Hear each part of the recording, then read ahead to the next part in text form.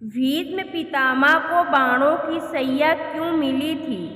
बात महाभारत काल की है।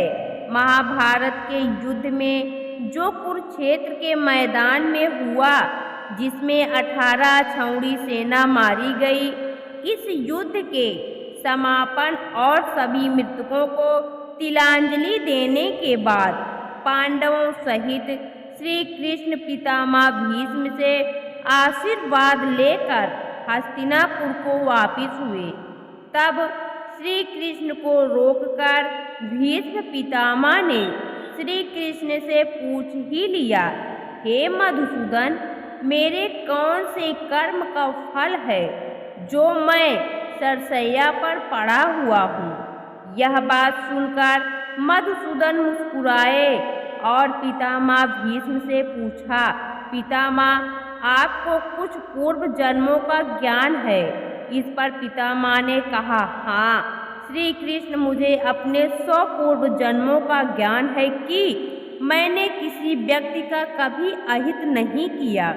इस पर श्री कृष्ण मुस्कुराए और बोले, पितामह, आपने ठीक कहा, आपने कभी किसी को कष्ट नहीं दिया, लेकिन 101वें पूर्व जन्म में आज की तरह तुमने भी राजवंश में जन्म लिया था और अपने पुण्य कर्मों से बार बार राजवंश में जन्म लेते रहे हैं। लेकिन उस जन्म में जब आप युवराज थे, तब एक बार आप शिकार खेलकर जंगल से निकल रहे थे, तभी आपके घोड़े के अग्रभाग पर एक करकैंटा एक वृक्ष से नीचे गिरा।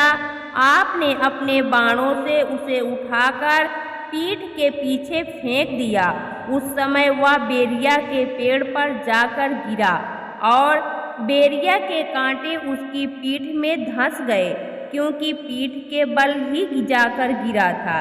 करकैंटा जितना निकलने की कोशिश करता, उतना ही कांटे उसकी पीठ में चुभ जाते और इस प्रकार करकैंटा 18 दिन जीवित रहा और ईश्वर से यही प्रार्थना करता रहा, हे युवराज, जिस तरह से मैं तड़प तड़प कर मृत्यु को प्राप्त हो रहा हूँ, ठीक इसी प्रकार तुम भी होना। तो हे पितामह भीष्म, तुम्हारे पुण्य कर्मों की वजह से आज तक तुम पर करकैंटा का श्राप लागू नहीं हो पाया। लेकिन हस्तिनापुर की राजसभा में द्रौपदी का चीरहरण होता रहा और आप मूक दर्शक बनकर देखते रहे, जबकि आप सक्षम थे उस अबला पर अत्याचार रोकने में। लेकिन आपने दुर्योधन और दुशासन को नहीं रोका। इसी कारण पितामह, आपके सारे पुण्य कर्म क्षीण हो गए और करकैंटा का श्राप आप पर लागू हो गया। अतः पितामह, प्रत्येक मनुष्य को अपने कर्मों का फल कभी न कभी तो भोगना ही पड़ेगा। प्राकृतिक सर्वोपरि है, इसका न्याय सर्वोपरि और फ्री है।